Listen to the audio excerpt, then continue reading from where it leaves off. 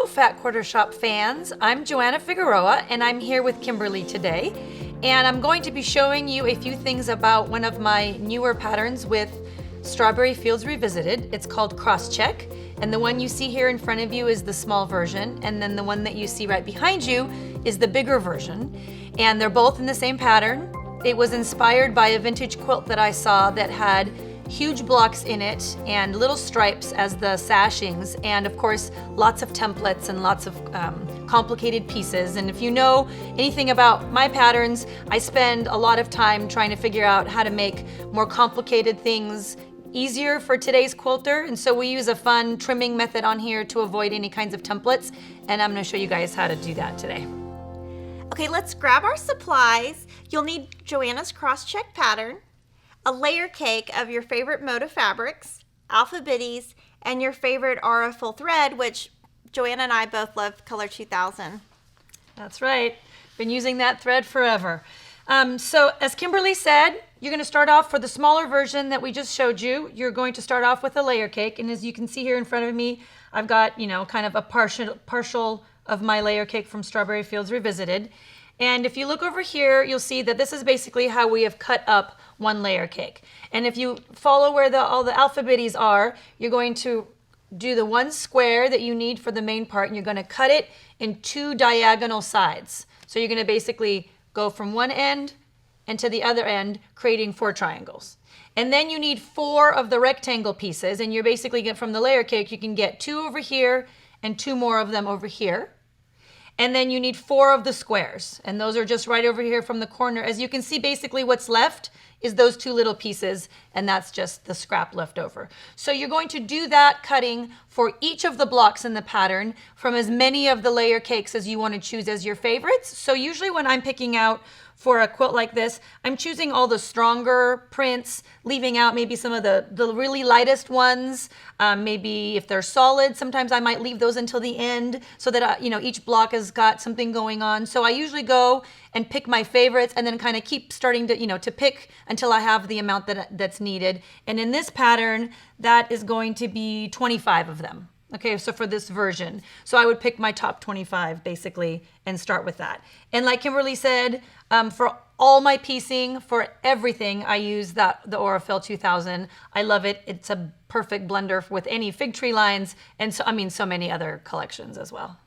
Yep, and then from your pattern, you're going to go ahead and cut the rest of your background and sashing, and we're going to go ahead and show you how to make the first block. So this is how we're going to get started. So the first part is real simple. You're going to make a 9 patch, basically. And so if you remember from where we cut the layer cake, you've cut your 4 squares there. You've also cut now 5 of the backgrounds to match them. And you're basically going to assemble a simple 9 patch. And so I usually just do that. I sew the 3 and then those 3 into 3 little rows and then put them together. And each block has 1. Each block has 1. So normally if I was doing a ton of them, I would have strip pieced these, but because each one of these is on its own, I don't. It's just kind of a regular construction of a 9 patch. And as you can see, those are the C's and the E's. And what you're going to do with these also, if you remember from the layer cake, we had cut 4 of those B pieces. You've then cut 2 of the backgrounds the same exact length, and you're going to basically piece them into these 2 sections, and you're going to press out towards the color. So I guess I didn't really mention on here, same thing. You're going to press towards the color, right? So that when the 2 come together, which we'll do now, I'm going to remove those. And basically for the center of this block, you're going to put that 9 patch together with those like that. So as you can see, it's important that your 4 pieces are in the 4 position and not in the 5 position. Because if you had done that, I think a lot of times when we think of making a 9 patch, that's kind of where our mind goes to, is to put the colors in there, right? Yep. And then that would create a completely different pattern. So in this case, you have to be sure that you put them in the 4 and then piece them with that, and then I would press them out. I've also started doing a lot of pressing open in the last couple of years, and I never used to do that, but I love the results in terms of for accuracy, and so a lot more. If that's something that you like to do, go ahead and press open. I'm not completely like you have to do it this way or that way. I'm a little bit more like it, whichever one works better for you. But then that basically is your strip for the center. Yeah, and that's super simple. Yeah, absolutely. Yeah. Now, Joanna, show me what to do with the triangles. Okay, so if you remember from when we were cutting the layer cake, it was a large triangle that we cut in two, right? So your bias is here and here and here and here, and I'm sure, you know, we all hate bias, right? So it's we're always real careful about where it is. In this case, you're going to be sewing that to this D rectangle on both sides, and you're going to line it up there on the bottom. And pretty much what happens up here, it doesn't really matter. It's the part that's going to get trimmed off. So you don't have to center it. In fact, don't center it. Basically, you know, have it start here and go. And because it's bias, even if it stretches out a little bit at the end, it's not that important, you know. Yeah, and I always pin when I'm on the bias. Yeah, absolutely. And so you do need to be aware, and like Kimberly said, pin because it's on the bias, but know that this is bias and this. So the only piece that's not bias is here. So you just want to, until you piece this section in, you want to handle it as little as possible, because that's the part of it that's going to stretch if anything does stretch. So that's what it would look like. And as you can see, this part is already put together. So if we remove those, this is the part that's already put together. It's sticking out here, and it doesn't really matter because that's going to get trimmed, and it's just an even line here because that's the part that you're going to be lining up. Yep, and we're going to make a top and a bottom. Right, so 2 exact sections. Yep. Okay, so at this point, we've put the pieces together, and we're going to talk about that. So if you remember, this was our centerpiece, right? The one long piece that we had, and then we had the 2 side triangle pieces with the bias in the center. And so all we did was we lined up the center of that piece with the 9 patch, basically. Yep, on both sides, exactly. And then we pin that because, as we had mentioned, that's bias, right? And so we're not really concerned with what's going on kind of out there. We're really only worried about this and the pinning so that it doesn't stretch itself out, right? And what we need to do at this point is we need to trim it.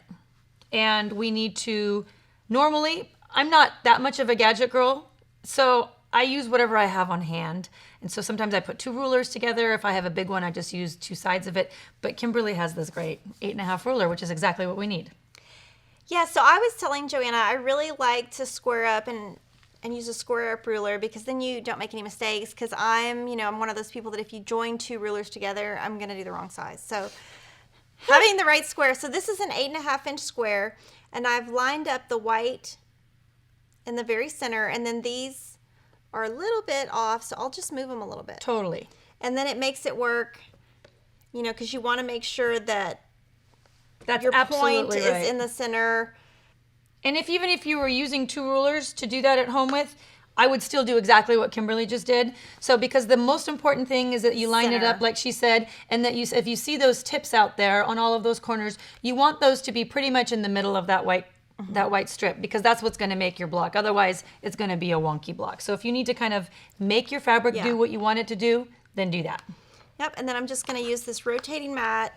And Joanna was saying she doesn't really use rotating mats, but I use them all the time. So it's kind of fun. She's going to have to try that out. I'm going to go home with gadgets. Yes.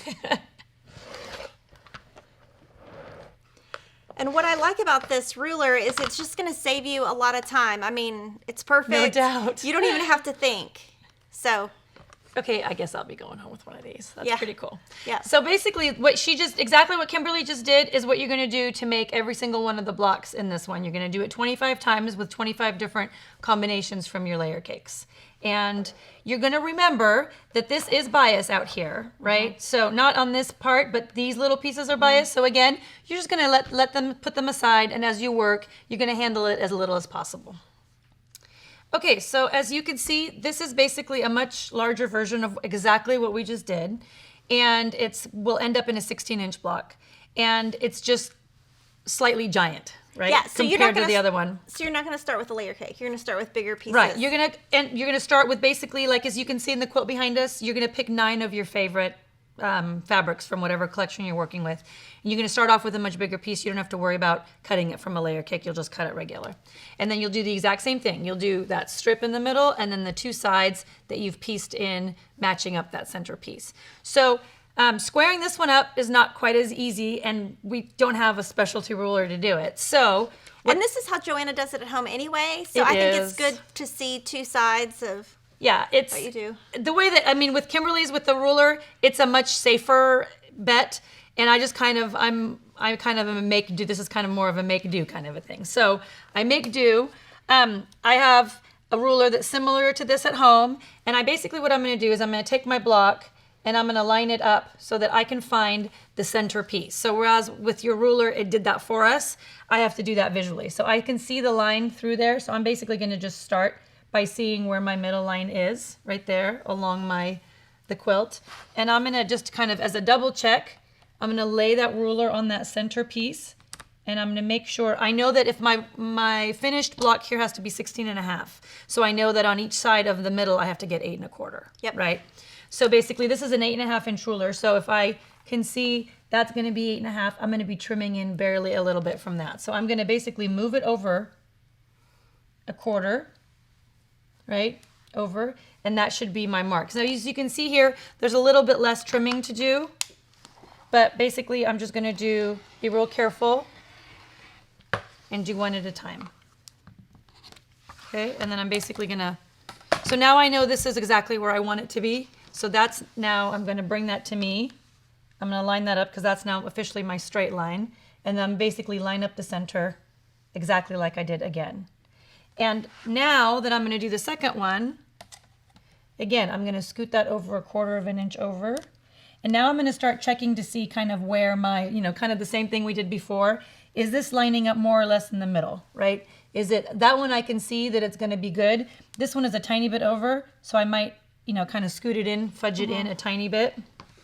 And are you lining up this line? I'm lining up this line here because that's already the one that we've trimmed, so I know at this point it's my straightest one, right? And then so basically the center and that.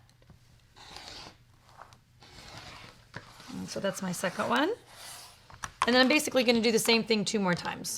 I'm gonna move this over, and now I have 2 lines I can line up. I can now line up that one, and I've got my one so far here that's already worked out. I'm gonna do the same thing. Oops, I forgot to line up my center there on a line. So that's running through the middle. Go over 1/4 inch since my ruler. So if your ruler is a different measurement, you might have to use 2. If you don't have a really big wide one, that the bigger blocks are a little bit of more of a challenge in terms of getting them correct with the rulers you've got. That's 1/4 over. And same thing, I'm gonna look, that looks pretty right on, right? And then I'm gonna look up there, it looks pretty good. I'm gonna trim that. And we got one more to do the same thing. It's all looking pretty darn good so far. It's always nice when it works out on camera. Yeah, yeah. It's not always true. And then line up that center again with a line underneath. Measure over the 1/4 inch. And trim up the last one. And that's our big block. And it's basically exactly the same. For this one, you need 9. And then you can kind of, since it's such a much of a bigger block, and so there's so much more fabric, it's probably a little bit more, we didn't really talk about placement at all, but on the one with layer cakes, it's a little easier to kind of put it wherever, because it's a scrappy quilt. On this one, a little bit more important to make sure that you balance the darker and the lighter and, throughout the quilt. Yeah, and I think this one, they probably take about the same time because the smaller ones, you have to sew them, use a lot less fabric, but cutting them is easier. But then piecing this block is a lot simpler, but then trimming it down is a lot harder. So there's kind of a balance of both sizes. Yeah, that's true. There's certainly a lot less blocks here, but like Kimberly was saying, I think that because it's a little bit more challenging to set it up for the trimming. So it's probably, I probably might start with the smaller one, I think, if you were, starting off. But so people will say, how complicated of a block is it? As from what you've seen today, I wouldn't call it a complicated block. No, I think it's pretty easy, and my preference would be I would make the big block because I like the big block better, and you'd probably make the little block. Yeah, probably, yeah. So thanks for watching today, and make sure to like, comment, and subscribe, and watch all of Joanna's other videos.